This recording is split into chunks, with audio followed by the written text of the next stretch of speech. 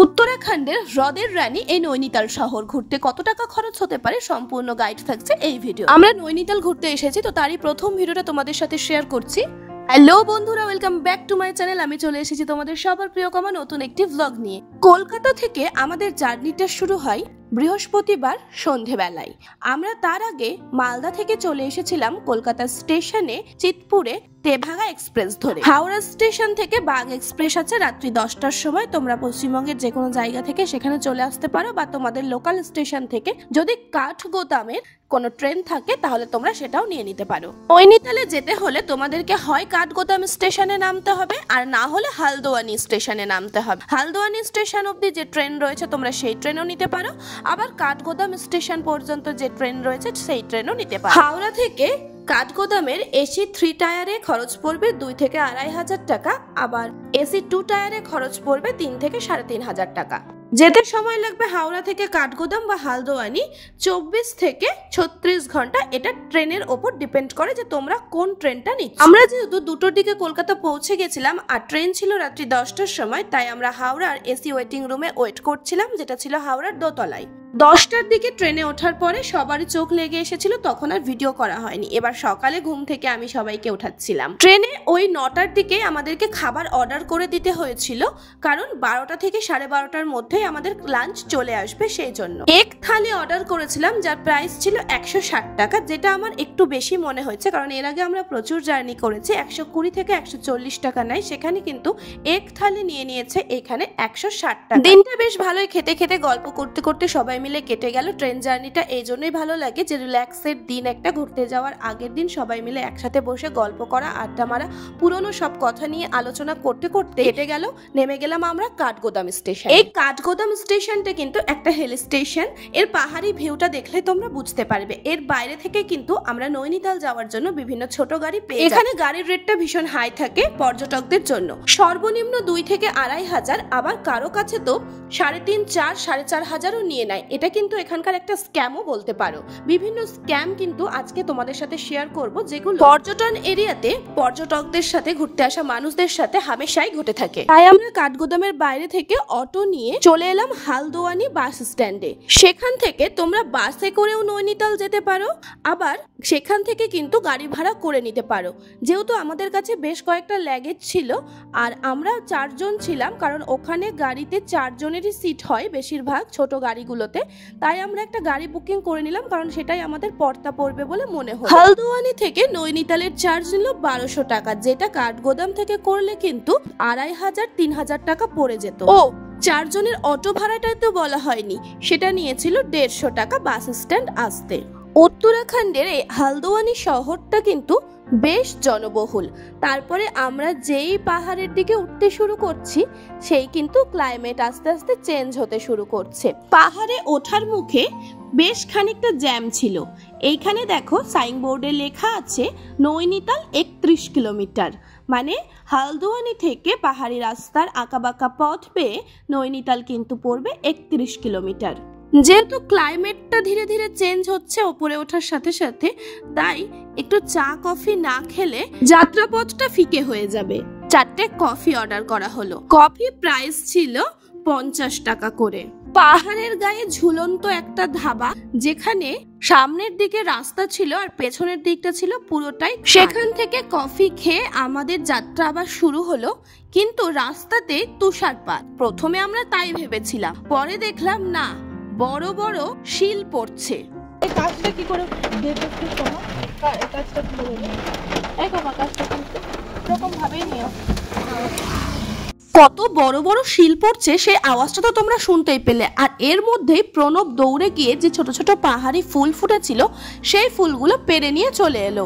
বেশ খানিকটা সময় আমরা জ্যামে আটকেছিলাম, তারপরে সোজা নৈনিতাল শহরে ঢুকে গেলাম। কিন্তু গাড়ির মধ্যে তেমন কিছু বুঝতে পারিনি যে বাইরে এতটা পরিমাণে ঠান্ডা। 2টো পাহাড়ের মাঝখানে রয়েছে হ্রদ, আর সেইখানে এই নৈনিতালের মেন স্ট্যান্ড।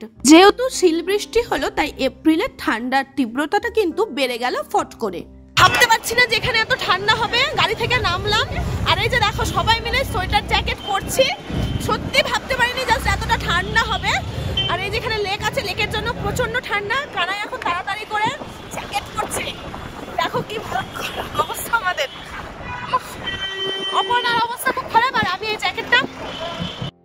এই শহর পাহাড়ের গাবে আমরা আমাদের হোমস্টেতে যাচ্ছি, যেখানে 2500-এ আমাদের রুম বুকিং ছিল, কিন্তু উইকেন্ড হওয়ার জন্য লোকের ভিড় বেশি হওয়ায় সেই বুকিং তারা এখানে ক্যান্সেল করেছে। এটাও কিন্তু যে কোনো ট্যুর প্লেসের একটা স্ক্যাম। রাতে পাহাড়ের গায়ে এমন সুন্দর হোমস্টেতে আমরা আরো একটা রুম বুকিং করে নিলাম। আমার কত দূর হলো? গুড মর্নিং সবাইকে। কালকে রাতে যখন আসলাম কতটা ঠান্ডা লাগছিল, লেকের ধারে দেখতেই পেয়েছো ভীষণ ঠান্ডা, ভাবতে পারিনি এরকম হবে। তো তার জন্য রাত্রের ভিডিও তোমাদের দেখাতে পারিনি। এখানে মানে যেহেতু রাত হয়েছিল, সন্ধ্যা লেগে গেছিল, হোটেল চার্জেস প্রচুর বেশি, যেটা এখন সিজন চলছে।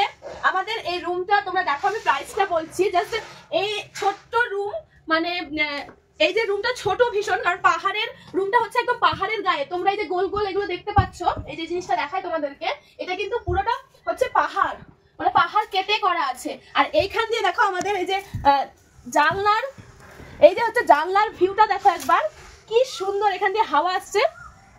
আর এই যে দেখো একবার, এই যে পুরো পাহাড়টা দেখতে পাচ্ছ, কি ভালো লাগছে। আর এখান দিয়ে দেখো সিঁড়ি রয়েছে, তোমাদেরকে ঘরের বাইরে গিয়েও আমি দেখাবো, মানে ভাবতে পারিনি যে এরকমও হতে পারে। তো এই হচ্ছে আমাদের এই রুমটা, হচ্ছে এটা দরজা, আর এই হচ্ছে রুম। দেখো পাহাড়ের গায়ে ঝুলন্ত অবস্থায় রয়েছে, কারণ হোটেলটার ওপর দিকটা দেখো, তাহলে বুঝতে পারবে। আর আমি দেখো সিঁড়ি দিয়ে এখন ওপর দিকে উঠছি, আর এটা কিন্তু পুরোটাই পাহাড়ের গায়ে ঝুলন্ত অবস্থায় রয়েছে। আর এইখানকার ভিউটা তোমাদেরকে দেখাবোই, মাস্ট দেখাবো। এই ভিউটা না দেখালে ভিডিও অসম্পূর্ণ। এই হচ্ছে আমাদের হোটেল ফ্রন্ট ফেসিং ভিউ, আর এই হচ্ছে আমাদের হোটেলটা। উঁচুটা বুঝতে পারছো কিনা জানি না, মানে খালি চোখে তোমরা কতটা বুঝতে পারছো জানি না, কিন্তু অসম্ভব সুন্দর। সিঁড়িগুলো সম্পূর্ণ লোহার, দেখতেই পাচ্ছ। আর এই দেখো এখানে পুরো লোহার সিঁড়ি, যেখানে পাহাড়ের গায়ে আমরা রয়েছি। আর ওই যে নিচে দেখতে পাচ্ছ, ওইটা হচ্ছে শহরটা, নৈনিতাল শহর। তো আমরা রাত্রে এখানে স্টে করেছিলাম, মাত্র আমরা নাইট স্টে করলাম। এখন আমরা এই রুমটা ছেড়ে দিচ্ছি, কারণ লেক থেকে অনেকটা উপরে আছে, একদম পাহাড়ের গায়ে ঝুলন্ত অবস্থায়। তো এই জায়গার রুমে এভাবে থাকাটা ইম্পসিবল, কারণ গিয়ে ঘুরতে হবে লেকে, সেটা সম্ভব না। তো আমরা একদম লেকের পাশে রুম নিয়েছি, তো এখন আমরা সেখানে চলে যাব। আর রাত্রেটা আমরা এখানে স্টে করেছিলাম। এই রুমটার প্রাইস হচ্ছে 7000। একটা পাহাড়ের গায়ে কেটে করা রয়েছে, মানে এখানে একটা বেড রয়েছে আর একটা বাথরুম রয়েছে। তো এটার প্রাইস নিয়েছে 7000। তো ভিউটা তোমাদেরকে যা দেখালাম সামনের, তো সেই ভিউ অনুযায়ী এইখানে যে রুমটা আছে, যেহেতু এখন অন সিজন, তার জন্য প্রাইসটা ঠিকঠাক আছে, কারণ এরপরেও আরো হাই রেটের রয়েছে এখানে, কিন্তু তবু আমার মনে হয়েছে এটা একদম ঠিকঠাক অ্যাফোর্ডেবল, কারণ ওটা লেকের পাশে, ওখানে ঘুরতে খুব সুবিধা হবে। তো চলো আমরা এখন রুমটা ছেড়ে তোমাদেরকে ওই রুমে নিয়ে যাই, তারপরে কোথায় কোথায় ঘুরতে যাচ্ছে সবটা তোমাদের সাথে শেয়ার করবো। তো চলো, এখন বাজে সকাল 9টা মতো। আমরা এই রুমটা ছেড়ে দিচ্ছি, কারণ এটা পাহাড়ের অনেকটা উঁচুতে আছে, শহরে গিয়ে বারবার করে ঘোরা সম্ভব হবে না। তাই আমরা একদম মেন সিটি, যেখানে লেক ভিউ রয়েছে, তার একদম পাশে রুম নিয়েছি। পাহাড়ি পথে উঠতে যতটাই কষ্ট হয়, নামতে কিন্তু খুব মজা লাগে। কেমন যেন একটা নিজেই গড়গড় করে নেমে যাই, সে ট্রলি বলো বা আমার পা দুটোই বলো, আরামে নেমে যাই, কিছু বুঝতেই পারি না নামার সময়, কিন্তু ওঠার সময় মারাত্মক লেভেলের কষ্ট হয়, মনে হয় যেন হাত পা সব ছিঁড়ে যাচ্ছে। তো যাই হোক, এখন আমরা নেমে চলে আসলাম আমাদের সেই রুমে, যে রুমটা আমরা একদম লেকের পাশে নিয়েছি। রেডি হয়ে এখন বেরাবো, ঘুরতে যাব, সাইট সিন। কিন্তু ইচ্ছে আছে আজকের এই লেকের চারিধারটায় এক্সপ্লোর করার। সম্পূর্ণ নৈনিতাল যে শহরটার মেন জায়গা, মানে এই হ্রদ, নৈনিতাল হ্রদ, এর আশেপাশে আজকে আমরা ঘুরবো। রেডি হয়ে আমি বেরিয়ে গেলাম, আর ওইদিকে আরও সবাই রেডি হচ্ছে, তো তারাও বেরিয়ে যাবে। এখন আমরা যে হোটেলে রয়েছি, তোমরা দেখো একদম মেন রোড থেকে সিঁড়ি দিয়ে 2-4টে সিঁড়ি উঠে গিয়ে হ্রদের পাশে সুইট মেমোরিজ এই হোটেলটি।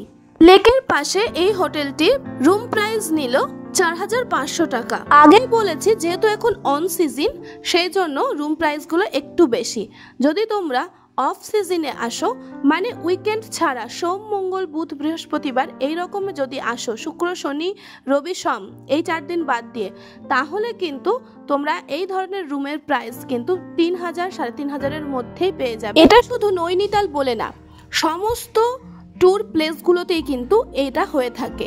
শনি রোববার বাদ দিয়ে আসলে তোমরা রুমের প্রাইসটা কম পাবে, আর শনি রোববার এসে যদি নিতে চাও রুম, তাহলে কিন্তু রুমের প্রাইসটা মোটামুটি ডাবল হয়ে যায়। পরে আমরা পাশে একটা হোটেলে লাঞ্চ নিলাম, যেটা প্রাইস ছিল 150 টাকা থালি। চালটা অসম্ভব ভালো ছিল, কারণ পাশে যেহেতু দেরাদুন রয়েছে তাই এখানকার চাল খেয়ে কিন্তু বেশ একটা আলাদা শান্তি পাচ্ছিলাম। আমরা বাঙালি, তাই ভাতটা একবার ঠিকঠাক পেয়ে গেলে আমাদের আর কিছু চাই না। থালিতে ছিল পাতলা করে ডাল, মসুর ডালই ছিল ওটা অবশ্য, তার সাথে ছিল আলু ভাজা আর একটা আলুর সবজি। আমার আলুর সবজিটা কিন্তু ভীষণ ভালো লেগেছে। খাওয়া দাওয়া করে আমরা বেরিয়ে গেলাম, যেটা মেইন স্ট্যান্ড ছিল নৈনিতালের। সেখানে রৌদ্রটা এত ভালো যার জন্য কিছুটা টাইম আমরা এখানে কাটালাম। তারপরে আমরা রুমে গিয়ে চেঞ্জ করে রাতের শহরটা এক্সপ্লোর করতে বেরোলাম। আগের দিন অবধি যেহেতু প্রচন্ড জার্নি হয়েছে তাই আর বেশিক্ষণ ভালো লাগছিল না। আরো 3 দিন আমরা রয়েছি নৈনিতালে, আস্তে আস্তে তোমাদেরকে সমস্ত সাইট সিন সবকিছু দেখাবো। তো চলো রাতে 1 প্লেট মোমো খেয়ে ডিনারটা সেরে ফেললাম, সকালবেলাতে বেরোবো সাইট সিনে।